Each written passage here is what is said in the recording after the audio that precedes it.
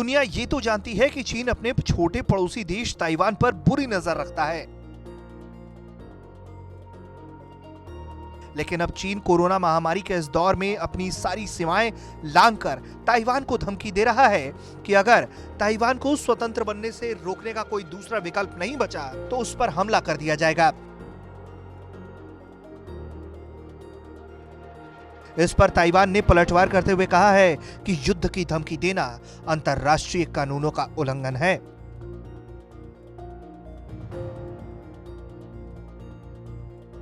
News agency Reuters की ओर से मिली जानकारी को माने तो chief of joint staff department और सेंट्रल मिलिट्री कमीशन के सदस्य जनरल ली झूचेंग ने कहा है कि सेना के प्रयोग के सभी विकल्प खुले हुए हैं और चीन ताइवान पर हमला करेगा।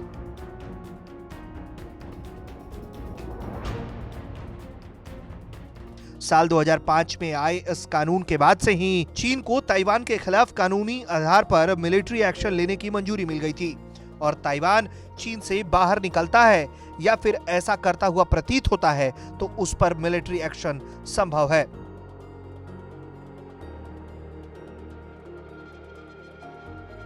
चीन हमेशा से ताइवान पर मिलिट्री एक्शन की बात कहता आया है, लेकिन यह पहला मौका है जब किसी टॉप जनरल की तरफ से ऐसी टिप्पणी की गई है और चीन की ओर से यह टिप्पणी ऐसे वक्त में आई है जब चीन और ताइवान के बीच पहले से ही तनाव बढ़ गया है। चीन ताइवान को अपना हिस्सा मानता है और राष्ट्रपति शी जिनपिंग पहले ही मिलिट्री एक्शन की बात कह चुके हैं। 20 मई को ताइवान की राष्ट्रपति साई इंग वेन ने अपना दूसरा कार्यकाल शुरू किया और कोरोना वायरस के दौरान वो हर पल चीन का खुलकर विरोध करती नजर आईं। भारत भी उनके शपथ ग्रहण में शामिल हुआ, जिसको लेकर चीन ने आपत्ति तक दर्ज की थी। एक तरफ ताइवान से टेंशन तो दूसरी तरफ भारत से एलएसी पर तनातनी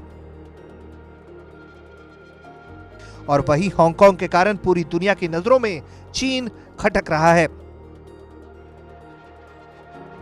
ऐसे में अब चीन को भारत से करारा जवाब मिला है और अंतर्राष्ट्रीय समुदाय का दबाव बढ़ने लगा है। तब चीन भारत को लेकर बातचीत के जरिए मामला सुलझाने की बातें कह रहा है और अब वो ताइवान को युद्ध की धमकी दे रहा है। लेकिन इन घटनाओं ने एक बात साफ कर दिया है कि चीन इस वक्त चौतरफा घिरा हुआ है। ब्यूरो रिपोर्ट, भारत तक।